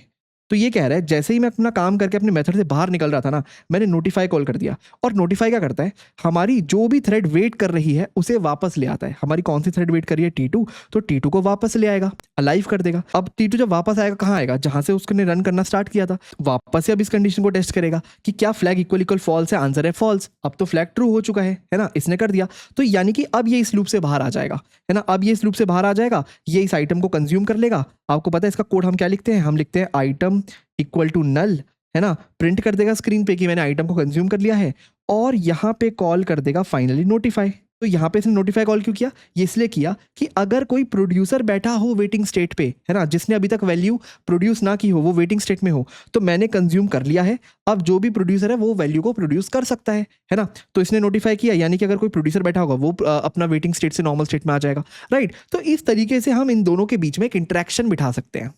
अभी हम कोड में देखेंगे इसको अच्छे से, पर इससे पहले ना इन दोनों मेथड्स के बारे में हमें कुछ बातें करनी पड़ेगी। सबसे पहले हमारा ये जो वेट मेथड है, वेट मेथड और इवन अभी नोटिफाई मेथड भी, वो भी देखेंगे, ये तभी लग सकता है जब आप एक सिंक्रोनाइज्ड ब्लॉक के अंदर इसे डालो, ठीक है। बेसिकली आप एक लॉक के अंदर इसको डालो। अगर आपने इसको डाला मॉनिटर लॉक के बाहर, तो ये आपको देगा एक एक्सेप्शन, और एक एक्सेप्शन का नाम होता है illegal monitor state exception, monitor state exception, ठीक है। और ये बहुत ज़रूरी चीज़ है कि आपको एक्सेप्शन क्यों देता है। आप सोचो, मैंने क्या कहा था, वेट कैसे काम करता है? वेट 3 स्टेप्स में काम करता है। सबसे पहले वो अपने मॉनिटर लॉक्स को रिलीज करता है, पर वो उसी लॉक को रिलीज कर पाएगा ना जो उसने एक्वायर किए होंगे, है ना। अगर आपने इस वेट को डाला मान लो कहीं बाहर जहां पे सिंक्रोनाइज कीवर्ड यूज नहीं हुआ, यानी कि वो किसी लॉकिंग स्टेटमेंट के अंदर है ही नहीं, वो एक शेयर्ड कोड के अंदर है ही नहीं जहां पे लॉकिंग यूज हुई है, तो वो कौन सा लॉक रिलीज करेगा? वो तो कोई लॉक रिलीज ही नहीं कर पाएगा। तो आपको आ जाएगी इलीगल मॉनिटर स्टेट एक्सेप्शन, यानी कि आपको जब भी वेट यूज करना है, आपको याद रखना है आपको सिंक्रोनाइज ब्लॉक के अंदर ही यूज करना है। तो बेसिकली हमारा जो कोड था ना, हमें उसमें यूज करना पड़ेगा अपना सिंक्रोनाइज कीवर्ड। तो synchronized void let's say produce, कुछ इस तरह से हमारा मेथड था प्रोड्यूस, जो कि क्या करता है, एक वैल्यू लेता है और उसके बाद उसे प्रोड्यूस करता है। तो यहाँ पे हमने सिंक्रोनाइज कीवर्ड लगाना पड़ेगा। फिर हमारा जो इन्फिनाइट लूप था वो था while flag is equal true. अगर फ्लैग ऑलरेडी ट्रू है तो हम प्रोड्यूसर को बोलेंगे वेट, राइट, कुछ इस तरीके से। अब हम यहाँ पे वेट सक्सेसफुली लगा सकते हैं, ओके। हाँ जी, तो अब आप सोचो, अगर यहाँ पे हमारे मॉनिटर लॉक्स रिलीज नहीं होते इस वेट के थ्रू, तो क्या होता? तो लेट्स से इनिशियली हमारे बॉक्स में कुछ नहीं होता, हमारा आइटम में खाली होता, और ऑब्वियसली फ्लैग की वैल्यू होती फॉल्स, फ्लैग की वैल्यू होती फॉल्स, कुछ इस तरीके से, है ना। अब आप इमेजिन करो, अगर कंज्यूमर पहले एंटर कर गया, ठीक है, तो वो इस कंडीशन को चेक करेगा, और वो ऑब्वियसली यहाँ पे सिंक्रोनाइज ब्लॉक है क्योंकि वेट बिना सिंक्रोनाइज के काम नहीं कर सकता, एक्सेप्शन थ्रो करेगा। तो यहाँ पे दोनों टाइम हमें सिंक्रोनाइज लगाना ही पड़ेगा, और ऑब्वियसली लगाना भी चाहिए क्योंकि हमें इनको सिंक में रखना है। और अब वो तो डेडलॉक आएगा भी नहीं क्योंकि हम उसको अवॉइड करने की कोशिश करेंगे वेट से। पर यहाँ पे डेडलॉक आ जाता अगर ये मॉनिटर लॉक्स रिलीज नहीं करता। तो कैसे? कंज्यूमर के अंदर एंटर की हमारी थ्रेड, तो हमारी थ्रेड है इस लाइन में, while value equal false, answer है ट्रू, वैल्यू फॉल्स है, तो वाइल के अंदर जाएगा, वो जाएगा वेटिंग स्टेट में, ठीक है। तो हमारा जो कंज्यूमर थ्रेड है लेट्स से T2, वो चली गई वेटिंग स्टेट में। अब ये वेटिंग स्टेट में चली गई, पर इसको वेकअप कौन करेगा? इसको वेकअप करने के लिए किसी को नोटिफाई कॉल करना पड़ता, है ना। और कौन नोटिफाई कॉल करता? प्रोड्यूसर नोटिफाई कॉल करता। पर प्रोड्यूसर तो अब रन ही नहीं हो सकता क्योंकि ये वेटिंग स्टेट में चली गई। और मैंने कहा अगर मान लो वेटिंग स्टेट में जाके इसने इस लॉक को भी रिलीज नहीं किया, तो प्रोड्यूसर कभी इसके अंदर एंटर भी नहीं कर पाएगा क्योंकि लॉक रिलीज ही नहीं हुआ है, और ये जिंदगी भर वेटिंग स्टेट में चली जाएगी, यानी कि हमारा हो जाएगा डेड लॉक। पर ऐसा ना हो इसलिए क्या होता है, जैसे ही हमारी ये वेटिंग स्टेट में जाएगी, यानी कि T2 वेटिंग स्टेट में जाएगी, ये रिलीज कर देगी अपने लॉक को, यानी कि जो भी इस ऑब्जेक्ट बॉक्स नाम का जो ऑब्जेक्ट होगा उसके ऊपर जो लॉक होगा उसको रिलीज कर देगी, ताकि प्रोड्यूसर एंटर कर सके हमारे क्रिटिकल सेक्शन में। अब फिर प्रोड्यूसर एंटर करेगा, देखेगा कि क्या वैल्यू इक्वल ट्रू है, आंसर है फॉल्स, वैल्यू ट्रू नहीं है, यानी कि इस वाइल को स्किप कर जाएगा, आइटम में कोई वैल्यू डाल देगा। लेट से उसने वैल्यू डाली 10, आइटम में उसने 10 स्टोर करवा दिया, है ना। फ्लैग को ट्रू कर देगा, इसको यहां से हटा के हम कर देंगे लेट से ट्रू, लेट से हमने कर दिया ट्रू, बहुत बढ़िया। और ऑब्वियसली क्योंकि अभी तक ये सिंक्रोनाइज है, तो बीच में अगर इसकी कॉन्टेक्स्ट स्विचिंग भी हो जाए तो कोई और थ्रेड आकर के इसको एग्जीक्यूट नहीं कर पाएगी, राइट, वापस अपना ये काम पूरा करेगा। और फाइनली ये कॉल कर देगा नोटिफाई। नोटिफाई कॉल करते क्या होगा, जो भी थ्रेड वेट कर रही थी वो वापस आ जाएगी और ये बाहर निकल जाएगा। वेट कौन सी थ्रेड कर रही थी? T2 वेटिंग एरिया में पड़ी थी, अब T2 आ गई वापस यहाँ पे।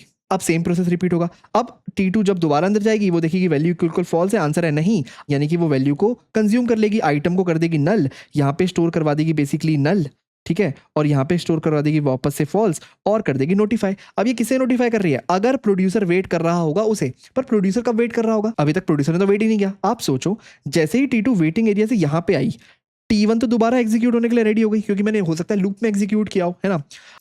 अगर T1 दोबारा एक्टिव हो गई प्रोड्यूस करने के लिए और यहाँ पे वैल्यू अभी तक कंज्यूम हुई नहीं थी, यानी कि कंज्यूमर अभी तक चला नहीं था, और T1 ने दोबारा से लॉक को एक्वायर कर लिया, तो वैल्यू इक्वल इक्वल ट्रू वाली सिचुएशन हो जाएगी ट्रू, है ना। तो हमारी प्रोड्यूसर चली जाएगी वेटिंग एरिया में, राइट। तो इस बार यहाँ T2 नहीं, अगर ये वेटिंग एरिया है तो यहाँ पे आ जाएगा T1, ठीक है। और अगर यहाँ पे T1 आ गया तो इसको भी किसी को नोटिफाई करना पड़ेगा। इसको नोटिफाई करने का काम करता है कंज्यूमर, कि कंज्यूमर कहता है पहले मुझे वैल्यू को ऑक्यूपाई करने दो या कंज्यूम करने दो, फ्लैग को फॉल्स करने दो, फिर मैं नोटिफाई कर दूंगा और तुम वापस से जग जाना, ठीक है। तो ये काम होता रहेगा लगातार, कोई किसी को डिस्टर्ब नहीं करेगा, कोई डेडलॉक नहीं आएगा, क्योंकि हमारे प्रोड्यूसर कंज्यूमर दोनों क्या करेंगे, अपने अपने मॉनिटर लॉग्स को रिलीज करते जाएंगे जैसे ही वो वेट या फिर नोटिफाई कॉल करते हैं। तो आई होप आपको समझ आया होगा वेट कैसे काम करता है और थोड़ा बहुत नोटिफाई का आइडिया लगा होगा। अब थोड़ा सा ना इसके इंटरनल्स जाके समझते हैं। मैंने आपको बोला था ना, जावा में हर ऑब्जेक्ट के पास एक इंट्रिंसिक लॉक होता है, राइट। इसके बारे में अपनी लास्ट क्लास में देखा था, अगर आपने वो लेक्चर नहीं देखा तो आप जरूर देखना, ठीक है। हर ऑब्जेक्ट के पास एक अपना इंट्रिंसिक लॉक होता है, इसको हम जावा में बोलते हैं मॉनिटर लॉक्स। तो लेट्स से पहले इसका नाम लिखता हूं मॉनिटर लॉक्स। अब इस मॉनिटर लॉक्स के अंदर ना कुछ इन्फॉर्मेशन होती होगी, है ना। एक तो इन्फॉर्मेशन होती होगी भाई ऑनर थ्रेड कौन सी है, किसने इस लॉक को ऑक्युपाई किया है, राइट। और भी बहुत सारी इन्फॉर्मेशन होती होगी। इसके अलावा एक इन्फॉर्मेशन होती है वेटिंग क्यू, ठीक है। अब ये कौन सी क्यू होती है, वेटिंग क्यू। इससे लास्ट लेक्चर में हमने देखा था कि एक ब्लॉक्ड क्यू भी होती होगी, राइट, जिसमें वो थ्रेड्स जाती होंगी जो ब्लॉक हो गई हैं। उसी तरीके से होती होगी एक वेटिंग क्यू, जिसमें वो थ्रेड्स आती होंगी जो वेटिंग स्टेट में है। तो आप सोचो, जो हमारे पास दो थ्रेड थी, एक थ्रेड थी T1, एक थ्रेड थी T2। T1 प्रोड्यूसर को रन करती है, मान लो प्रोड्यूसर को, और T2 कंज्यूमर को रन करती है, राइट। तो अगर मान लो T2 है हमारी वेट पे, ठीक है, तो बेसिकली T2 क्या होगी, इसके अंदर आती होगी T2, है ना, वो वेटिंग क्यू में खड़ी होगी। और ये प्रोड्यूसर कंज्यूमर आपको पता ही है, दोनों के दोनों क्या है, एक ही ऑब्जेक्ट बॉक्स के मेथड है ना। तो इस ऑब्जेक्ट बॉक्स का या तो प्रोड्यूसर लॉक ले सकता है यानी कि T1, या फिर ये कंज्यूमर लॉक ले सकता है यानी कि T2। अब अगर मान लो सबसे पहले कंज्यूमर ने इसका लॉक ले लिया, ठीक है, तो कंज्यूमर ने बॉक्स का लॉक ले लिया, तो यहाँ पे ऑनर थ्रेड में इंफॉर्मेशन आ जाती होगी T2। और लॉक लेने के बाद उसने रन करना शुरू किया, और मान लो वो चला गया वेटिंग स्टेट में। हमने यहाँ पे डिस्कस किया था कि अगर मान लो कंज्यूमर ने लॉक ऑक्युपाई किया है और ये इस वाले वाइल के अंदर आया, वैल्यू इक्वल इक्वल फॉल्स है, मान लो आंसर है ट्रू, इनिशियली वैल्यू फॉल्स है, तो वो हो गया वेट। तो जैसे ही हमारा कंज्यूमर वेटिंग स्टेट में जाएगा, वेटिंग क्यू में आ जाएगा T2, ठीक है। T2 यहाँ पे आ गया। और मैंने क्या कहा था, जैसे ही कोई वेटिंग स्टेट में आता है वो अपने मॉनिटर लॉक्स को रिलीज कर देता है, राइट। पहले यहाँ पे ऑनर थ्रेड में लेट से स्टोर हो जाता होगा T2, क्योंकि ऑनर थ्रेड T2 थी, और जैसे ही वो वेटिंग स्टेट में आया उसने अपने मॉनिटर लॉक्स को रिलीज कर दिया, यानी कि यहाँ पे वापस से T2 हट चुका है, यहाँ पे वापस से हो चुका है लेट से नल स्टोर, कि कोई ऑनर थ्रेड नहीं है, ठीक है। अब जैसे इसने लॉक रिलीज किया, अब हमारा प्रोड्यूसर वापस से एंटर कर सकता है, क्योंकि जब तक प्रोड्यूसर एंटर नहीं कर सकता था तब तक कंज्यूमर घुसा हुआ था। और प्रोड्यूसर क्यों नहीं एंटर कर सकता था, हमने लास्ट क्लास पढ़ा था, क्योंकि ये था शायद एक ब्लॉक्ड क्यू में, ठीक है। आपको पता है एक ब्लॉक्ड क्यू भी होती है, जिसमें वो एलिमेंट्स जाते हैं, अगर वो एक लॉक ऑक्युपाई करने की कोशिश कर रहे हो तो वो भी ब्लॉक बैठे हैं, मतलब वो लॉक को ऑक्युपाई नहीं कर पा रहे क्योंकि किसी ने भी लॉक को रिलीज ही नहीं किया। पर जैसे ही T2 वेटिंग क्यू में आया, उसने लॉक को रिलीज कर दिया। अब प्रोड्यूसर ब्लॉक क्यू से वापस आएगा रनेबल स्टेट में, और रनेबल से रन होने लग सकता है, ठीक है। अब आपको आई होप कनेक्शन सारे बैठ रहे होंगे कि कैसे सारे स्टेट्स आपस में कनेक्टेड है। अब हमारा जो दूसरा मेथड था कि अगर कोई वेटिंग स्टेट में है तो उसे वेकअप कौन करेगा, उसे वेकअप करने का काम होता है एक और मेथड नोटिफाई का, ठीक है। और ये नोटिफाई मेथड कहाँ लगाते हैं, हम दोनों में लगाते हैं, ऑब्वियसली प्रोड्यूसर में भी कंज्यूमर में भी, क्योंकि दोनों एक दूसरे को वेकअप करने का काम करते हैं। अब नोटिफाई क्या करता है उसके बारे में देखते हैं। जैसे ही हम यूज करते हैं अपना नोटिफाई मेथड, अब जब भी कोई थ्रेड नोटिफाई कॉल करती है, ठीक है, तो वो कहता है कि हमारा जो भी ऑब्जेक्ट है उसकी जो वेटिंग क्यू है, जिसमें बहुत सारी थ्रेड्स हो सकता है वेटिंग स्टेट में पड़ी हो, उन सारी थ्रेड्स में से कोई भी एक थ्रेड को वेकअप कर दो रैंडमली, कोई भी एक थ्रेड को। अच्छा, फॉर एग्जांपल इस केस में जो हमने ऊपर देखा था, अगर हम नोटिफाई कॉल करते लेट्स से प्रोड्यूसर में या कंज्यूमर में कहीं पे भी, तो वो क्या करता, वो वेटिंग क्यू में जाता, देखता कौन कौन सी थ्रेड वेट कर रही है। अभी हमारे केस में सिर्फ एक ही थ्रेड वेट कर रही है, तो इस थ्रेड को वेक कर दो, ठीक है। वेकअप कर दो मतलब इसका वेटिंग क्यू से नाम हटा दो, राइट। अब ये वेट नहीं कर रही है, और इसको वापस डाल दो कौन सी स्टेट में, इसको वापस डाल दो ब्लॉक्ड स्टेट में। याद रखना, कई लोगों को लगता है रनेबल स्टेट में, ठीक है, वो थोड़ा सा गलत आंसर है, ब्लॉक्ड स्टेट में। क्यों, क्योंकि एक बार अगर ये वेटिंग क्यू से बाहर निकलेगी तो इसको दोबारा से उस लॉक को एक्वायर करना पड़ेगा, क्योंकि इसने लॉक को तो रिलीज कर दिया था, है ना। अभी मैं उसको एग्जाम्पल के थ्रू समझाता हूँ। ये वाला हमारा कोड था, ठीक है। इनिशियली ये डिजाइन था, T1 थ्रेड है, T2 थ्रेड है, और इनिशियली यहाँ पे वैल्यू पड़ी है ट्रू और 10। मान लो हमारा इनिशियली यहाँ पे वैल्यू पड़ी है कुछ भी नहीं, ठीक है, तो यहाँ पे भी फॉल्स पड़ा होगा, फॉल्स, ठीक है, कुछ ऐसे, और यहाँ पे नल वैल्यू पड़ी होगी कुछ ऐसे। ठीक है, तो लेट्स से सबसे पहले T2 चलती है, T2 देखती है क्या वैल्यू इक्वल इक्वल फॉल्स है, आंसर है ट्रू, वैल्यू तो फॉल्स है, तो T2 चली जाती है वेटिंग स्टेट में। तो लेट्स से ये है हमारी वेटिंग क्यू और यहाँ पे आ गई T2 इस वेटिंग क्यू के अंदर, ये है हमारी क्यू। ठीक है, ओके। अब याद रखना ये क्यू किसके रिस्पेक्टिव में होगी, एक ऑब्जेक्ट के रिस्पेक्ट में। ये प्रोड्यूसर और कंज्यूमर दोनों के दोनों एक ही ऑब्जेक्ट का पार्ट है, जिस ऑब्जेक्ट का नाम है बॉक्स। ठीक है, तो उसको मैं यहाँ लिख लेता हूँ, दोनों एक ही ऑब्जेक्ट के पार्ट है, बॉक्स ऑब्जेक्ट के।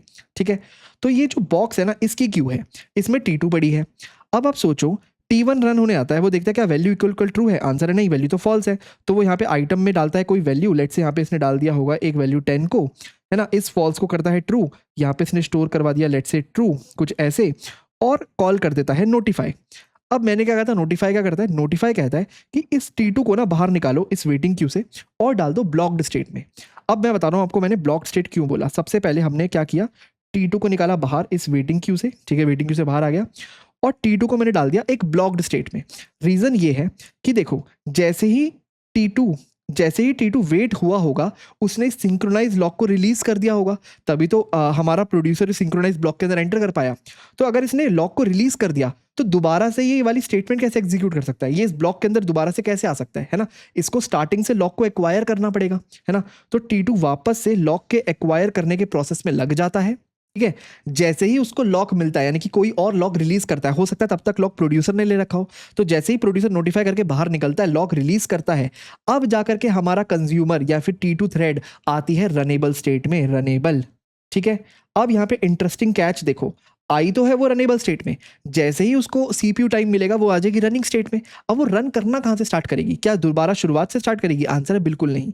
जहां से उसने स्टॉप किया था, उसने इस लाइन से स्टॉप किया था ना, तो इसी लाइन से दोबारा रन करना स्टार्ट करेगी, है ना। तो यहाँ पे उसने वेट से स्टॉप किया था, और ये क्योंकि लूप है तो दोबारा वो लूप में जाएगी। अब देखिए कि क्या वैल्यू इक्वल इक्वल फॉल्स है, आंसर है नहीं, क्योंकि हमारा T1 इसको ट्रू कर गया है, तो इस लूप से बाहर आ जाएगी, आइटम को कंज्यूम कर लेगी, item equal to null, flag equal to false, right. तो यानी कि इसने आइटम को यहाँ से कंज्यूम कर लिया, इस फ्लैग की वैल्यू वापस से फॉल्स कर दी, फॉल्स कुछ ऐसे, और फिर दोबारा से नोटिफाई कॉल कर दिया। किस लिए कॉल किया, कि अगर T1 वेट स्टेट में पड़ी होगी, इन केस T1 यहाँ पे पड़ी होती तो वो नोटिफाई हो जाती, यानी कि वो वेकअप हो जाती, कुछ इस तरीके से। बस हमें याद रखना है कि जब भी कोई क्यू वेटिंग स्टेट से बाहर आती है तो वो हमेशा ब्लॉक्ड स्टेट में आती है, ब्लॉक्ड स्टेट। और इसका रीजन बहुत सिंपल सा है, क्योंकि उसने अपने लॉक को रिलीज कर दिया था, उसे अपने लॉक को दोबारा लेने की जरूरत है, तो वो ब्लॉक स्टेट में जाएगी।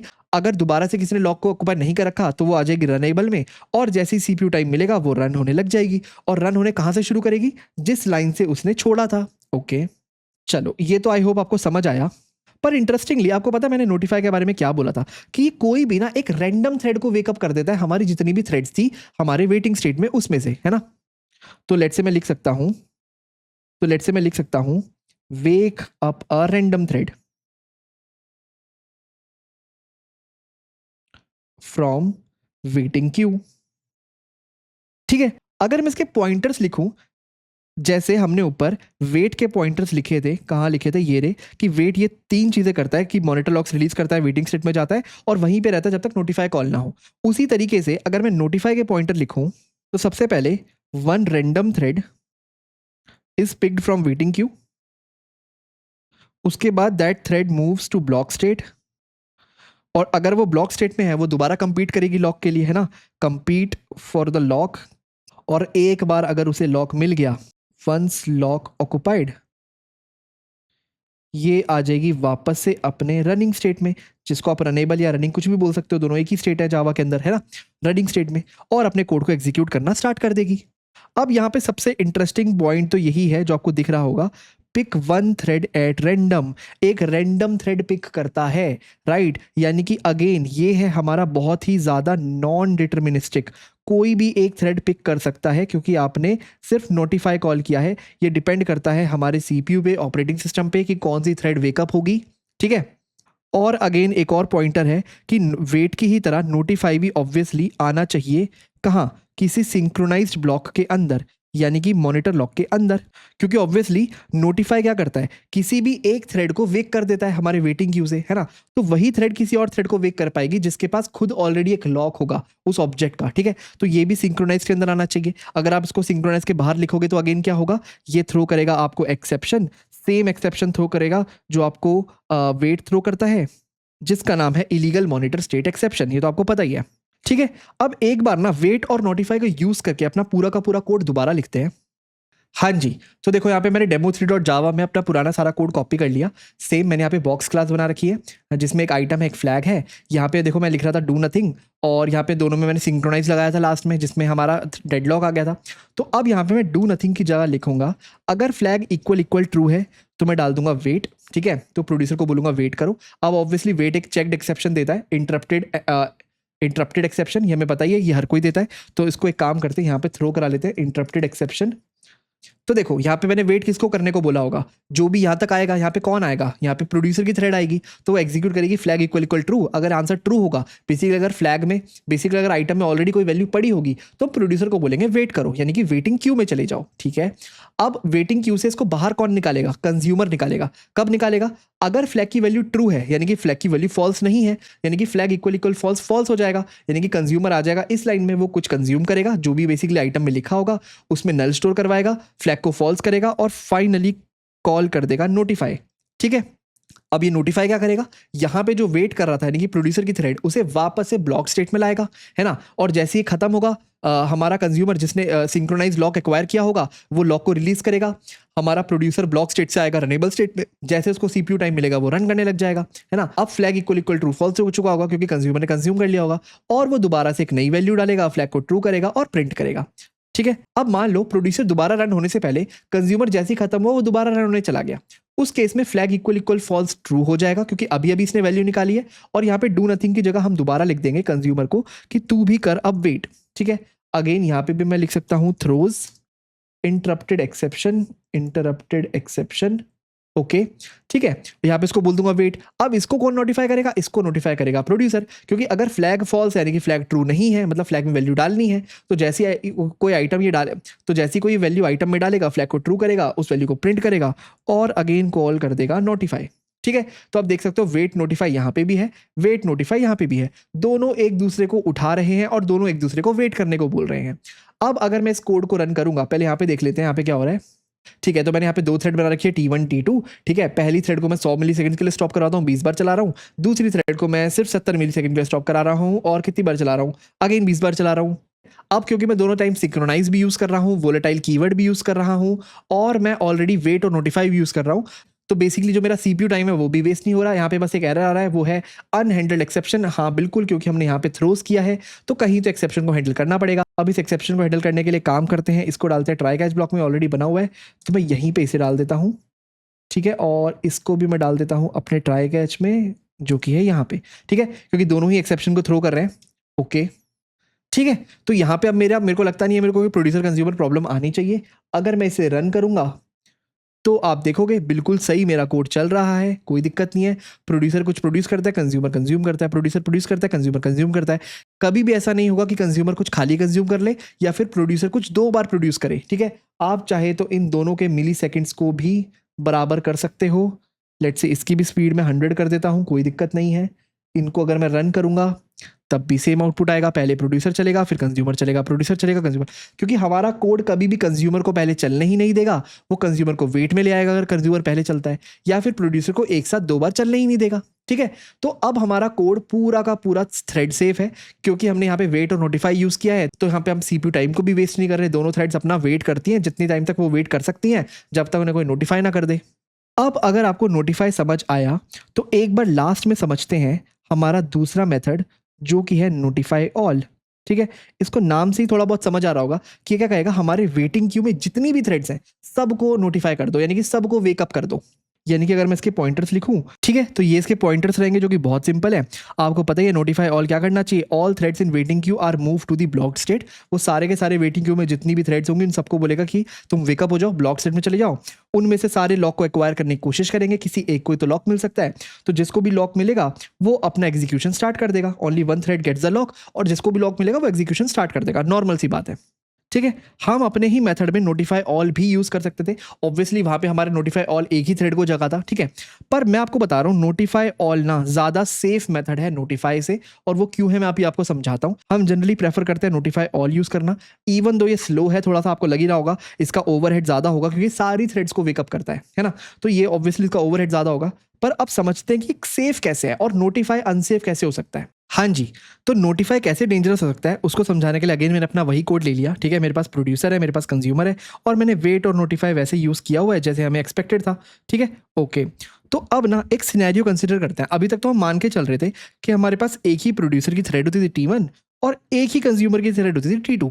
पर अगेन प्रोड्यूसर भी बहुत सारे हो सकते हैं, कंज्यूमर भी बहुत बहुत सारे हो सकते हैं, राइट। मल्टीपल प्रोड्यूसर एक ही बॉक्स में वैल्यू डाल सकता है और मल्टीपल कंज्यूमर उससे वैल्यू एक्वायर कर सकते हैं।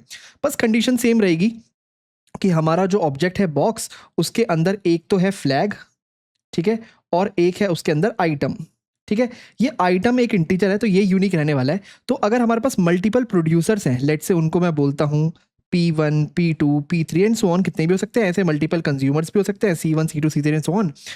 एक बार में कोई भी एक प्रोड्यूसर इसमें वैल्यू डाल सकता है। अगर एक बार किसी प्रोड्यूसर ने वैल्यू डाल दी तो दूसरा प्रोड्यूसर या वही प्रोड्यूसर दोबारा वैल्यू नहीं डाल सकता, वो वेटिंग स्टेट में चला जाएगा, है ना।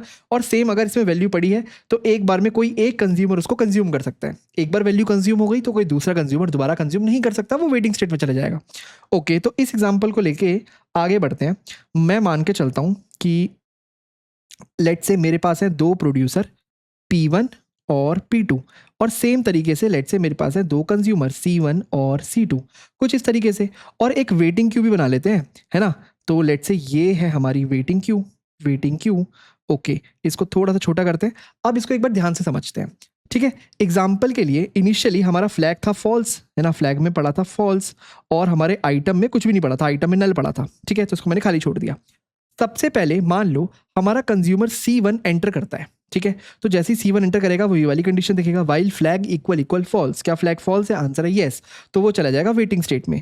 तो C1 हमारा आ गया वेटिंग स्टेट में। लेट्स से C1 मैं यहाँ पे लिख देता हूँ, है ना। अब देखो जैसे ही C1 वेटिंग स्टेट में आया वो यहाँ से तो हट गया, है ना। और उसने जो लॉक एक्वायर किया था, सिंक्रोनाइज लॉक अंदर आने के लिए, वो भी रिलीज कर दिया। अब जैसे उसने लॉक रिलीज किया, उसने लॉक रिलीज किया हमारे बॉक्स का, है ना। अब इस बॉक्स ऑब्जेक्ट के अंदर हमें पता है एक लॉक होता है ना। उसके पास बहुत सारी डिटेल होती है एक मैप्स की तरह, है ना। उसमें वो स्टोर कर सकता है कि मेरी अभी करंट थ्रेड कौन सी है ना, जिसने मेरे को एक्वायर किया हुआ है। तो let's say by default C1 ने एक्वायर किया हुआ था, अब C1 उसको छोड़ के चला गया तो इसका लॉक है नल, यानी कि इस लॉक को कोई भी एक्वायर कर सकता है, P1 P2 भी या फिर ये C2 भी। तो तीनों लड़ाई करेंगे लॉक को एक्वायर करने के लिए। मान लो इस बार भी C2 को लॉक मिल जाता है, ठीक है। तो दोबारा कंज्यूमर को लॉक मिल गया, तो दोबारा वो आएगा while flag equal equal false. Answer है येस ट्रू, तो वो दोबारा वेटिंग स्टेट में चला जाएगा। तो हमारा C2 भी आ गया यहाँ पे, तो C2 भी यहाँ से हट गया, ठीक है। ओके, अब जैसे ही C2 अगेन वेटिंग स्टेट में आया उसने भी लॉक को रिलीज कर दिया। अब लॉक को कंटेंडर कौन एक्वायर करने का? बस P1 P2 है, कंज्यूमर तो कोई बचा ही नहीं क्योंकि अभी तक कोई वैल्यू प्रोड्यूस ही नहीं हुई थी। तो इस बार मान लेते हैं P1 एंटर करता है, यानी कि P1 ने लॉक को एक्वायर किया। क्या फ्लैग इक्वल ट्रू है? आंसर है नहीं, इस कंडीशन को स्किप करता है। Item equal to value, let's say कोई वैल्यू इंसर्ट करता है, मैं कह रहा हूँ 10 हम इंसर्ट करते हैं। तो आइटम में डाल दिया वैल्यू, फ्लैग को कर दिया ट्रू, ठीक है, और कॉल कर दिया नोटिफाई। अब आपको पता है नोटिफाई क्या करता है, वो एक ही थ्रेड को वेकअप करता है। तो लेट्स से C1 C2 में से हमारा C1 वेकअप हो गया, ठीक है। तो मैं कह सकता हूँ C1 आ गया वापस से यहाँ पे और वो यहाँ से निकल गया हमारे कहाँ से, हमारे वेटिंग क्यू से, ठीक है। और जब C1 वेकअप हुआ, P1 तो अपना काम नोटिफाई करके जा चुका था और जैसे ही P1 नोटिफाई करके गया, P1 ने क्या कर दिया, लॉक को रिलीज कर दिया।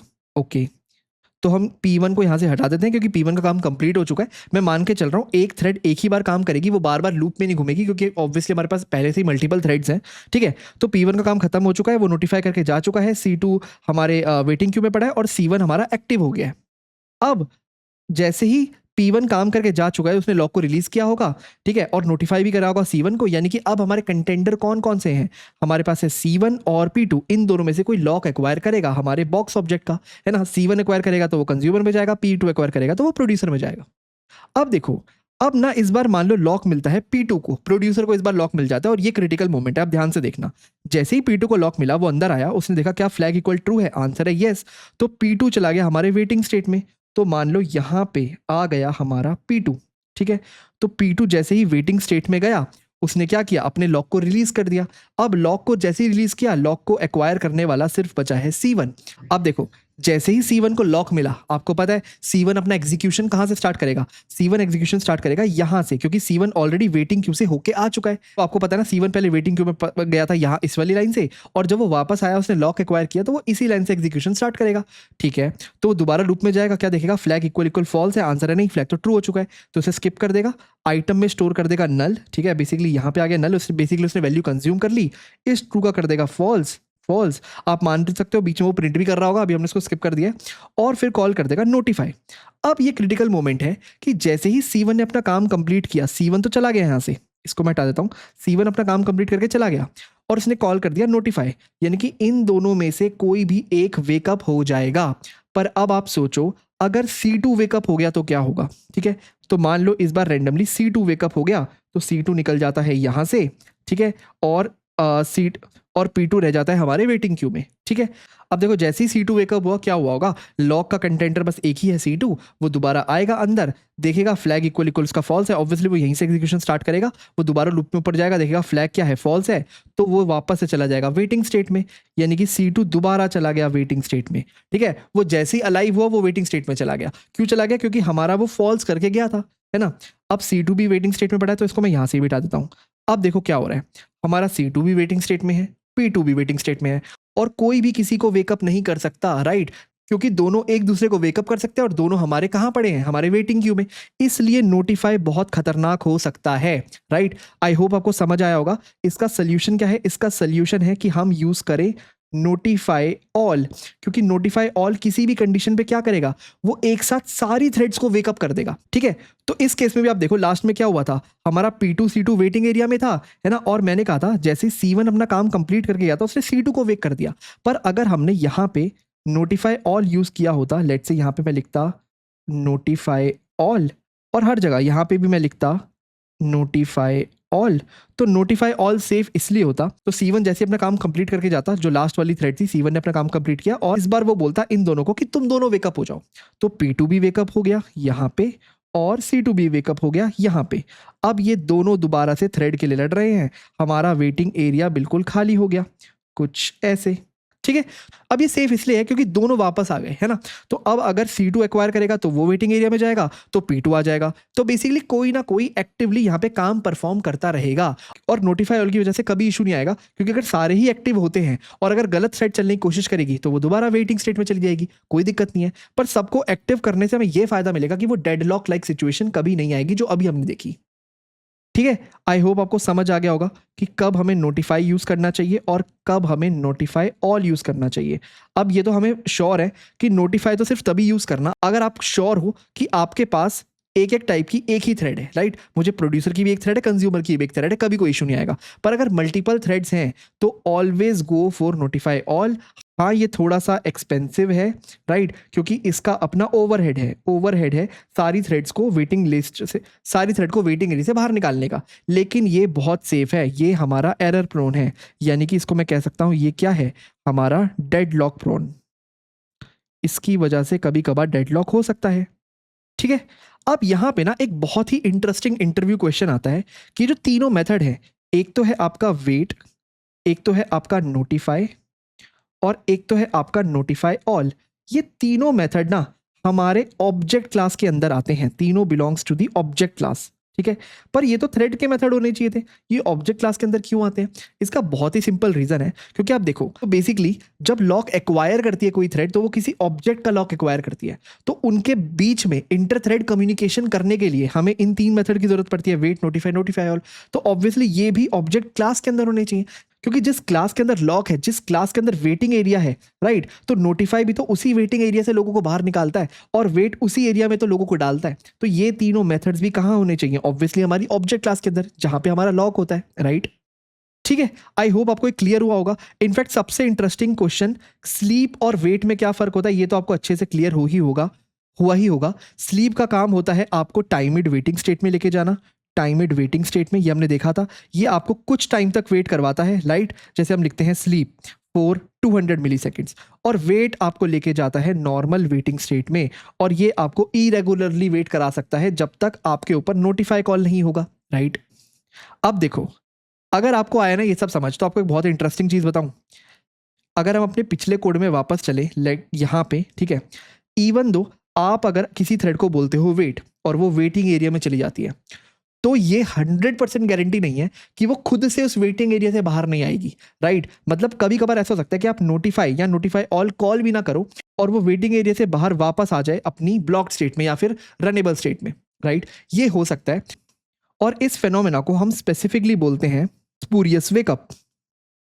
स्पूरियस वेकअप, ठीक है, ये बहुत ही रेयर होता है पर ये हो सकता है। अब ये क्यों हो सकता है? अगेन इसका आंसर सेम है कि जावा पूरा का पूरा कंट्रोल नहीं कर सकता हमारी थ्रेडिंग को। हमारा थ्रेड कंट्रोल कौन करता है? हमारा ऑपरेटिंग सिस्टम प्लस हमारा सीपीयू। तो उनकी कुछ ऑप्टिमाइजेशंस की वजह से कि उनको लगा हो कि ये थ्रेड बहुत ही ज़्यादा टाइम से वेटिंग एरिया में है, उनकी कुछ ऑप्टिमाइजेशन की वजह से वो थ्रेड को वेटिंग एरिया से वापस कहाँ ले आती हैं?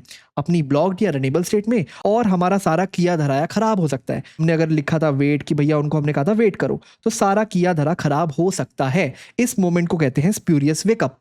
और इसको अवॉइड करने के लिए हम एक टेक्निक फॉलो करते हैं जो कि हम अभी स्टार्टिंग से फॉलो कर रहे थे, राइट। तो मैं दिखाता हूं आपको वो क्या टेक्निक है। देखो, जब भी हम अपना ये वाला कोड लिखते थे ना, आप सोचो हम हमेशा यहाँ पे लिखते थे वाइल फ्लैग इक्वल फॉल्स। आप खुद सोचो हमने यहाँ पे कभी वाइल की जगह इफ क्यों नहीं लिखा? सेम यहाँ पे हमने वाइल की जगह कभी इफ क्यों नहीं लिखा? है ना, इफ भी तो यही चेक करता क्या फ्लैग फॉल्स है तो वेट करो, नहीं तो नहीं करो। हमने इसलिए नहीं लिखा कि अगर गलती से कोई स्पूरियस वेकअप हो जाए, तो अगर मान लो यहाँ पे कोई C2 थ्रेड होती जो मैं चाहता था वेट करे, पर वो गलती से वेकअप हो गई, तो वो वेकअप होकर के जब वापस से इंप्लीमेंट करना शुरू करेगी तो कहाँ से करेगी? इस वाली लाइन से जहाँ से उसने एग्जीक्यूशन छोड़ा था। और क्योंकि ये लूप है तो वो दोबारा से कंडीशन चेक होगी क्या फ्लैग फॉल्स है ना। और क्योंकि अगर ये इरेगुलरली वेकअप हुई है तो फ्लैग तो ऑब्वियसली हो सकता है फॉल्स ही रहा हो, है ना, तो ये दोबारा से अपने वेटिंग एरिया में चली जाएगी। अब आप कहोगे भैया अगर फ्लैग ट्रू हो गया होगा तो कोई बात नहीं, तब तो ये वैसे भी नोटिफाई होकर के वेक हो जाती, है ना। अगर यहाँ वाला ये वाला फ्लैग ट्रू हो गया होता तो प्रोड्यूसर तो इसे ऑब्वियसली नोटिफाई कर ही चुका होता, पर प्रोड्यूसर ने अभी तक इसे नोटिफाई नहीं किया था और ये स्पूरियसली वेकअप हुई है। इसका मतलब बाय श्योर यहाँ पे जो फ्लैग है वो फॉल्स ही था, ये अपने आप अचानक से वेकअप हो गई, हम चाहते नहीं थे। तो कोई बात नहीं, हम इसे दोबारा सुला देंगे, हम दोबारा लूप में भेजेंगे, कहेंगे फ्लैग फॉल्स है तो दोबारा जाके वेटिंग स्टेट में चली जा, ठीक है। इसलिए ये जो वाइल वाली कंडीशन है ना, ये बहुत स्पेशल है। कई बार स्टार्टिंग में हम यहाँ पे इफ कंडीशन लिख देते हैं, इफ फ्लैग इक्वल फॉल्स, और इसलिए हमने स्टार्टिंग से यहाँ पे नहीं लिखा। अगर हम यहाँ पे इफ लिखते तो क्या होता? तो उस फिर क्या होता? अगर वो वेकअप होके दोबारा आती तो वो दोबारा लूप में थोड़ी जाती है, लूप है ही नहीं कोई, यहाँ तो ये स्टेटमेंट है, तो इसको स्किप करके वो आ जाती नेक्स्ट लाइन में और हमारी इरेगुलरिटी आ जाती। यानी कि हो सकता है हमारे पास फ्लैग फॉल्स हो, आइटम कुछ हो ही ना, तब भी हमारी कंज्यूमर C2 वापस आ गई और इस आइटम को रीड करने लग गई, बेसिकली नल वैल्यू रीड करने लग गई, ठीक है। तो ये सब ना हो, स्पूरियस वेकअप प्रॉब्लमेटिक हमारे लिए ना हो पाए, इसलिए हम हमेशा वाइल यूज करते हैं। वाइल किसी भी कंडीशन के लिए, let's say flag equal true या इक्वल फॉल्स, कुछ भी, हमेशा ऐसी कंडीशन में जिसमें हम वेट कर रहे होते हैं किसी भी थ्रेड को, हम हमेशा ऊपर वाइल यूज करते हैं ताकि जब वो वापस भी आए तो वो दोबारा से अपनी एक कंडीशन को चेक करे। इसीलिए जावा में ना जब हम ऐसे वाइल लिखते हैं, इसका एक स्पेशल नाम होता है, इसको हम बोलते हैं गार्डेड ब्लॉक, कि बेसिकली मैंने अपने ब्लॉक को गार्ड किया हुआ है। कोई भी थ्रेड चाहे गलती से ही भी वेकअप क्यों ना हो जाए, मेरे इस ब्लॉक को छोड़ करके बाहर नहीं जा सकती, ठीक है। आई होप आपको समझ आया। अब ये जो हमने प्रोड्यूसर कंज्यूमर प्रॉब्लम डिस्कस की थी ना, प्रोड्यूसर कंज्यूमर प्रॉब्लम, अगर आपको इसको रियल लाइफ सिनेरियो से थोड़ा सा सोचो, तो अगर मान लो एक डॉक्यूमेंट क्रिएटर एक प्रोड्यूसर है, तो प्रिंटर एक कंज्यूमर हो सकता है ना, उस वैल्यू को वो प्रिंट कर देता है ना, आप कुछ दोगे वो प्रिंट कर देगा। सेम कोई भी रियल लाइफ सिनेरियो जिसमें आप एक वैल्यू प्रोड्यूस कर रहे हो और कहीं से कोई वैल्यू कंज्यूम होती है, वो सब प्रोड्यूसर कंज्यूमर प्रॉब्लम में लाई करती है। और ये मल्टी थ्रेड की एक क्लासिक प्रॉब्लम है और इसका सोल्यूशन भी आज हमने देख लिया, ठीक है। आई होप आपको मजा आया होगा, आपको बहुत कुछ सीखने को मिला होगा। आपसे मिलते हैं नेक्स्ट वीडियो में, तब तक के लिए थैंक यू सो मच।